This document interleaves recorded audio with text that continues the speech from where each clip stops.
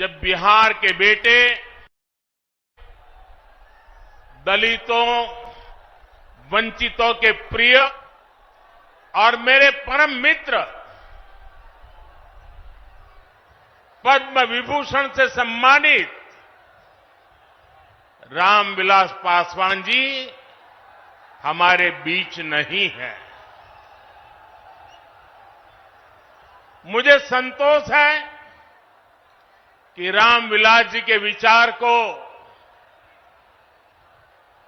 मेरा छोटा भाई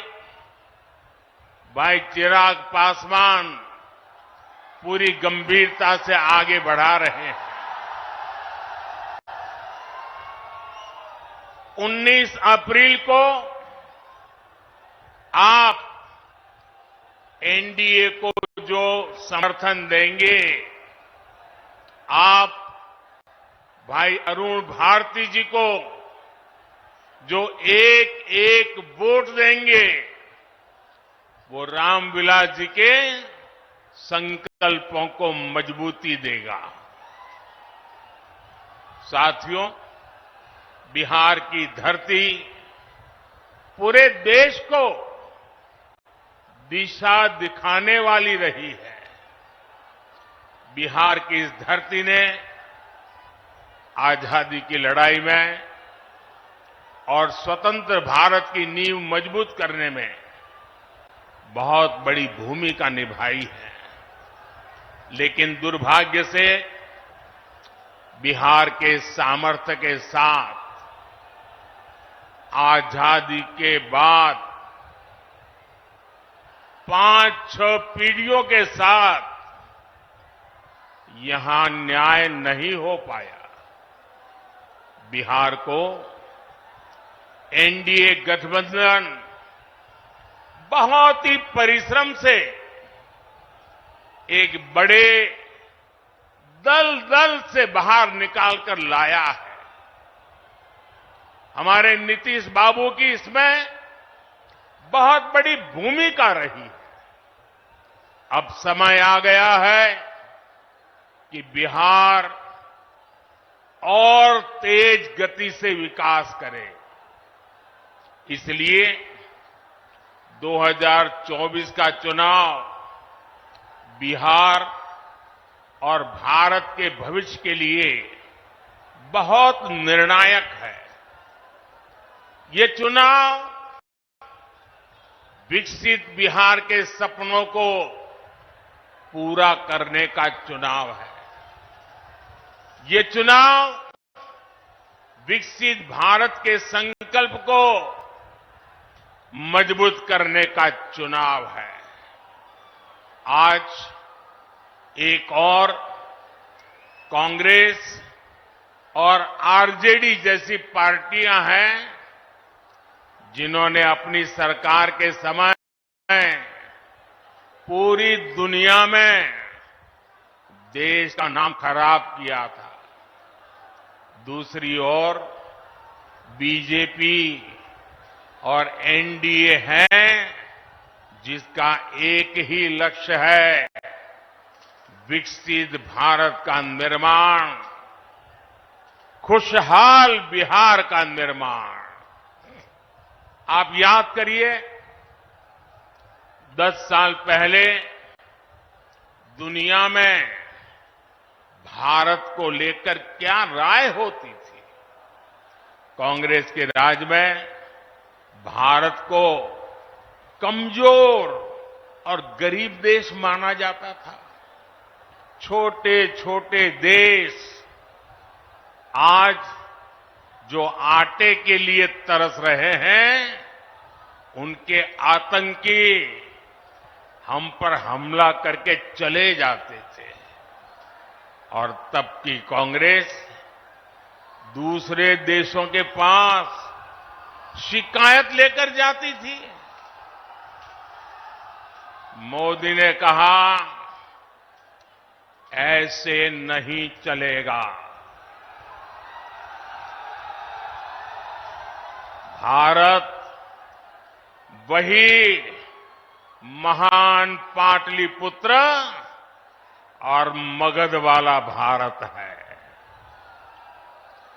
भारत वही चंद्रगुप्त मौर्य वाला भारत है। आज का भारत घर में घुसकर मारता है।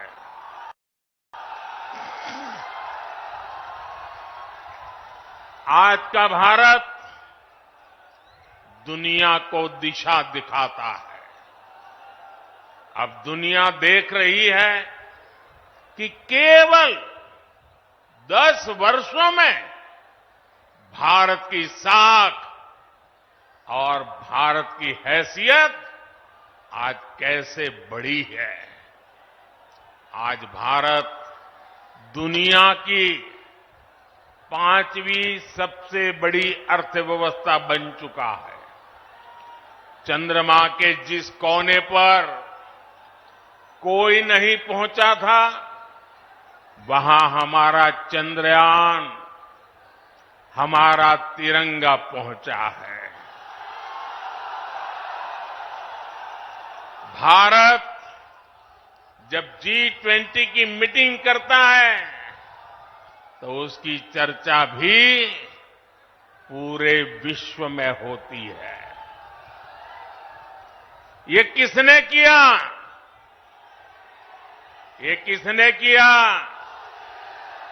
ये किसने किया? जी नहीं, आपका जवाब गलत है। ये मोदी ने नहीं, ये आपने किया है। आपके एक वोट ने किया है। आपके वोट की वो ताकत थी जिसके कारण ये सब संभव हुआ है। और इसलिए इस सफलता के हकदार अगर कोई है तो आप मेरे प्यारे देशवासी हैं। साथियों, आज देश कैसे बदल रहा है, बिहार खुद इसका साक्षी है। और बिहार कैसे बदल रहा है, इसका उदाहरण जमुई में भी देख सकते हैं। आप याद करिए, हमारा ये जमुई आरजेडी और कांग्रेस के काले दौर में यहां क्या हालत होते थे। जमुई की पहचान कैसी बना दी थी इन लोगों ने। जमुई आरजेडी के जंगल राज का कितना बड़ा भुक्तभोगी होता था। जमुई की पहचान नक्सलवाद से होती थी। सरकार की योजनाएं यहां पहुंचने ही नहीं दी जाती थी। नक्सली यहां सड़कें नहीं बनने देते थे। इसका नुकसान यहां के गरीब, मजदूर और किसान को होता था। लेकिन आज वही जमुई विकास के हाईवे पर तेज रफ्तार पकड़ रहा है। नक्सलवाद दम तोड़ चुका है। जो लोग नक्सलवाद के रास्ते पर भटक गए थे, उन्हें हमारी सरकार ने मुख्य धारा से जोड़ा है। उनके परिवारों को पूरा सहयोग दिया है। अब इस इलाके से एक्सप्रेसवे निकलेगा, मेडिकल कॉलेज भी खुल गया है। अब जमुई के एक और देवघर से हवाई जहाज की सेवाएं शुरू हो गई हैं, तो दूसरी ओर गया एयरपोर्ट के विस्तार की तैयारी भी चल रही है। इस इलाके में इतनी प्राकृतिक सुंदरता है। हमारा प्रयास है कि देवघर और गया जी आने वाले लोग यहां भी आकर के जाएं। पूरे बिहार में रोड इंफ्रास्ट्रक्चर के लिए हमारी सरकार करीब 1 लाख करोड़ रुपए खर्च कर रही है। इन सारे प्रयासों से यहां रोजगार और स्वरोजगार, इसके अनेक अवसर बन रहे हैं। भाइयों और बहनों, आपको एक बात और कभी भी भूलनी नहीं है, हमेशा हमेशा याद रखनी है। याद रखिए, और कोई भी गरीब मां का बेटा इसको भूल नहीं सकता है। कोई भी किसान का बेटा भूल नहीं सकता है। कोई भी आशा अपेक्षा के लेकर के जीने वाला नौजवान, मेहनत करके आगे आया हुआ नौजवान, उस बात को कभी भूल नहीं सकता। याद कीजिए, रेलवे में भर्ती के नाम पर जो लोग गरीब युवाओं से जमीन लिखवा लें, वो बिहार के युवाओं का कभी भला नहीं कर सकते। रेल मंत्री हमारे नीतीश बाबू भी थे। आज तक कोई शिकायत नहीं आई नीतीश बाबू के खिलाफ।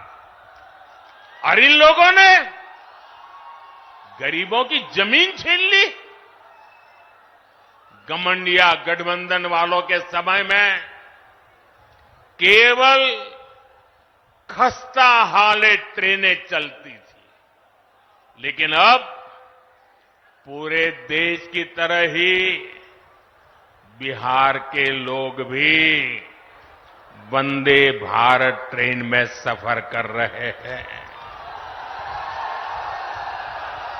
और जल्द ही ये ट्रेनें देश के हर रूट पर दौड़ती नजर आएगी। जमुई के पुराने रेलवे स्टेशन की जो हालत है, वो तो आप भली भांति जानते हैं।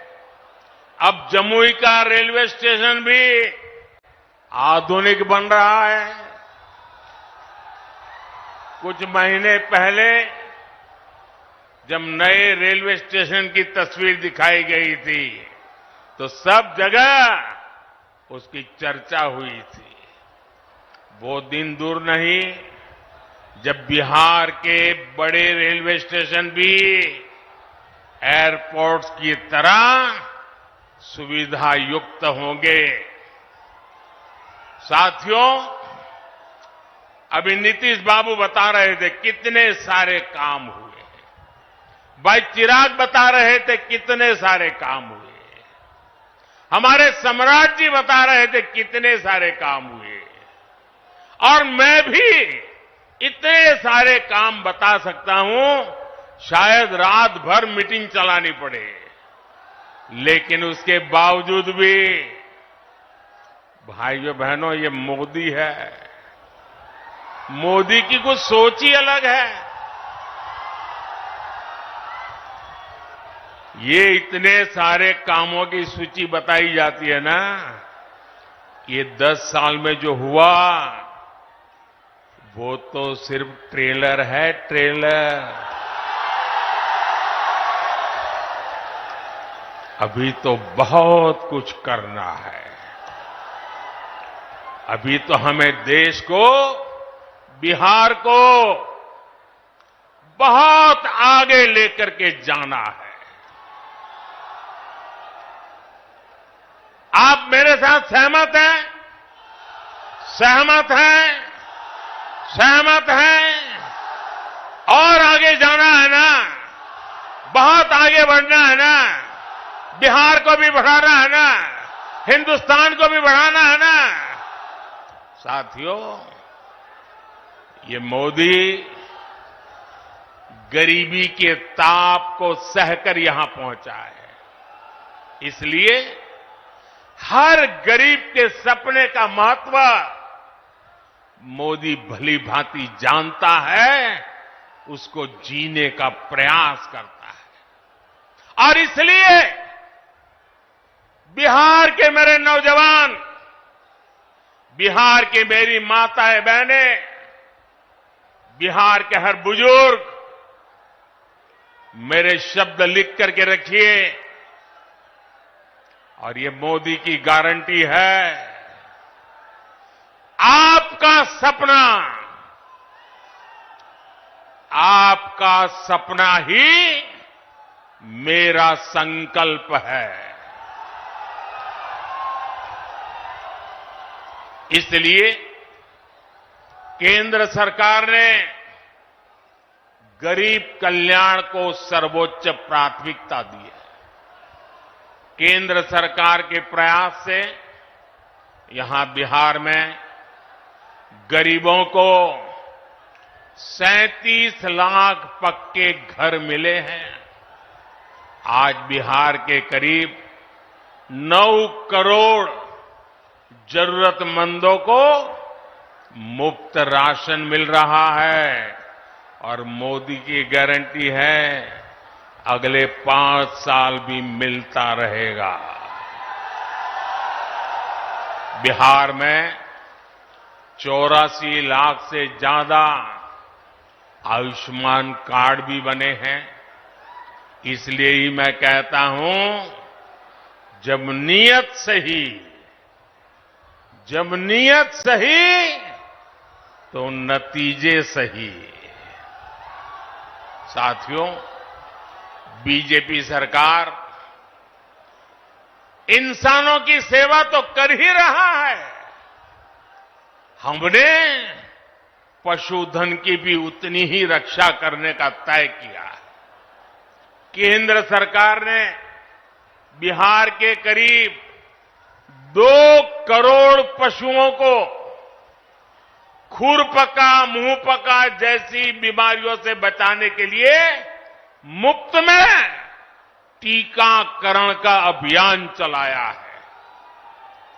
आपको कोविड के समय मुफ्त में जो मोदी ने टीका दिया वो तो याद है।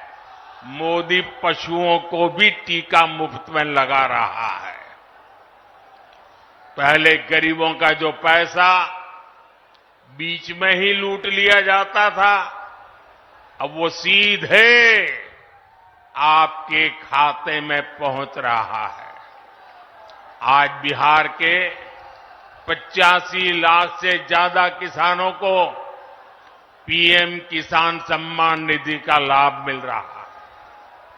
यहां जमुई में ही किसानों को इस योजना के तहत 850 करोड़ रुपए से अधिक सीधे उनके बैंक खाते में पहुंचे हैं। आप मुझे बताइए साथियों, एक गठबंधन गठबंधन वालों की सरकार होती तो आपके बैंक खाते में सीधे पैसे भेजने वाली व्यवस्था बनती क्या? हो सकता क्या? आरजेडी कांग्रेस आपके हक के सारे पैसे भी लूट लेते और आपसे साइन भी करा लेते कि यहां पैसा मिल गया है। साथियों, आज देश के सारे भ्रष्टाचारी जो हमेशा एक दूसरे से लड़ते थे, एक दूसरे पर भ्रष्टाचार के आरोप लगाते थे, एक दूसरे को जेल में बंद करने की मांग कर रहे थे, अब वो सब मिलकर मोदी आया।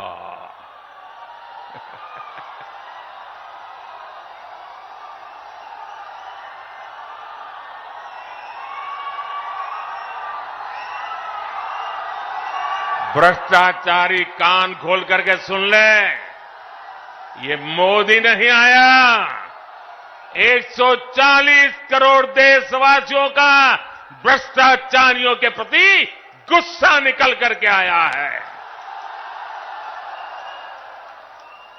और इसलिए ये मोदी के खिलाफ अनाप शनाप पता नहीं क्या क्या बोलते हैं। साथियों, मैं कहता हूं, भ्रष्टाचार हटाओ। मोदी कहता है भ्रष्टाचार हटाओ, वो कहते हैं भ्रष्टाचारी बचाओ। आप मुझे बताइए, भ्रष्टाचार हटना चाहिए कि नहीं हटना चाहिए? इस देश से भ्रष्टाचार जाना चाहिए कि नहीं जाना चाहिए? हर स्तर पर से भ्रष्टाचार जाना चाहिए कि नहीं जाना चाहिए? जिन्होंने लूटा है उन्होंने लौटाना पड़ेगा कि नहीं पड़ेगा? साथियों, ये कौन लोग हैं जो भ्रष्टाचार के खिलाफ इतनी बड़ी लड़ाई का विरोध कर रहे हैं? आप देखिए, एक तरफ एनडीए सरकार है जो नए उद्योग लगाने की बात करती है, दूसरी ओर ये लोग हैं जिनकी पहचान अपहरण उद्योग की रही है। एक तरफ एनडीए सरकार है जो सोलर पावर और एलईडी लाइट की बात करती है, दूसरी ओर एक घमंडिया गठबंधन वाले लोग बिहार को लालटेन युग में रखना चाहते हैं। हम नीतीश जी के सहयोग से बिहार में हाईवे और एक्सप्रेसवे बना रहे हैं, जबकि आरजेडी ने बिहार को गड्ढे और खाई में धकेल दिया था। एनडीए सरकार गरीबों की उनकी जमीन का प्रॉपर्टी कार्ड दे रही है, जबकि आरजेडी के लोग गरीबों की जमीनों पर कब्जा करते हैं। हम महिलाओं को सुरक्षा की गारंटी देते हैं, बेटियों को नए अवसर देते हैं, जबकि आरजेडी के लोग जंगल राज में बेटियों को सड़कों से उठा लिया जाता था। साथियों, हमारी सरकार में राम मंदिर का 500 वर्ष पुराना सपना पूरा हुआ।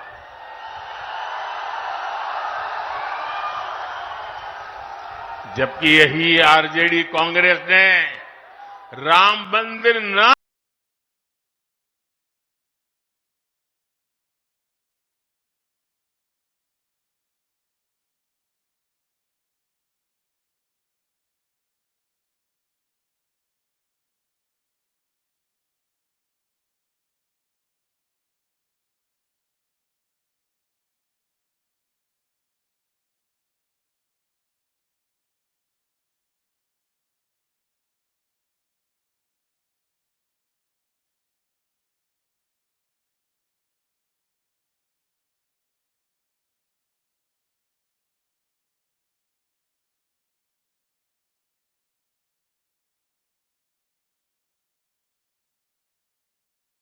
बने, इसके लिए पूरी ताकत लगा दी थी कि गौरव कर्पूरी ठाकुर को भारत